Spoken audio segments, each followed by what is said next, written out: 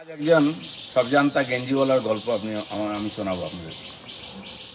শ্রী সন্ময় ব্যানার্জি, তিনি ভয়ঙ্কর একজন সাংবাদিক। তিনি কোনো খবর কাগজ চাকরি করতেন, খবর কাগজ প্যাকিং করতেন। তিনি এখন কারোর কাছ থেকে পয়সা নিয়ে এজেন্ডা বানান।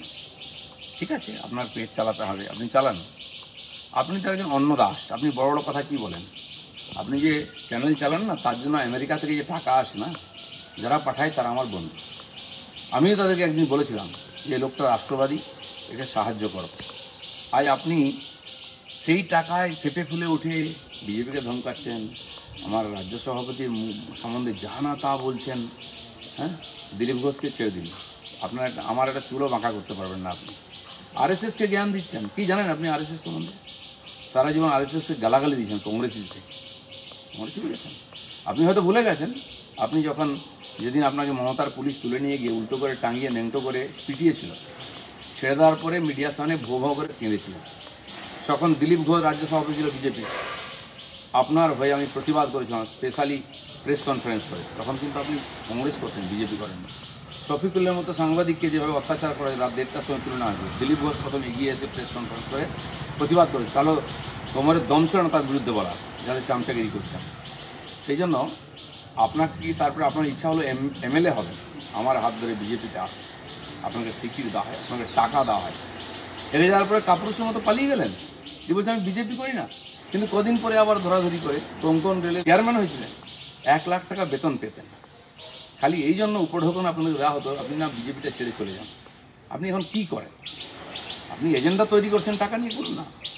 কিন্তু আপনাকে কে অধিকার দিল এই আমাদের রাজ্য সভাপতির সম্বন্ধে যা নয় তা মুখে আসছে? আরএসএসকে জ্ঞান দিচ্ছেন। আর আপনি আমার সম্বন্ধে অনেকগুলো কমপ্লেন করেছেন, আমি ডিটেলসে যাবো না, অনেকে হয়তো আপনার কথা শুনেছে। আমি আপনাকে চ্যালেঞ্জ করছি, 1 সপ্তাহের মধ্যে যা যা বলেছেন, কোন নেতার সঙ্গে সেটিং, কাকে ফোন করি, কী সুবিধা নিয়েছি, একটা প্রমাণ দিই, তাহলে আপনি যা বলেন মেনে নেব। যদি না দিতে পারেন 1 সপ্তাহে, আপনার সঙ্গে কী করা হবে?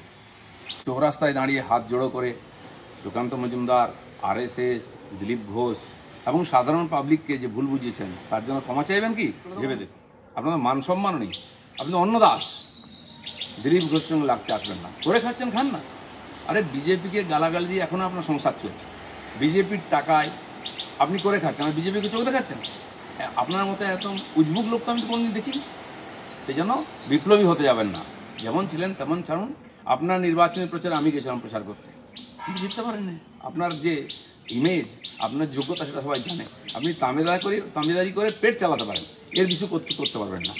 আর আমি যেটা বললাম, যে দম থাকে প্রমাণ দিন। দিলীপ ঘোষ কাউকে কোনোদিন একটা ফোন করেছে, কারো কাছ থেকে একটা সুবিধা নিয়েছে, কারো কাছ থেকে একটা সুপারিশ করেছে, তাহলে আপনি যা বলেছেন সব ঠিক মেনে নিচ্ছি, নাহলে কিন্তু সময় খারাপ আসছে।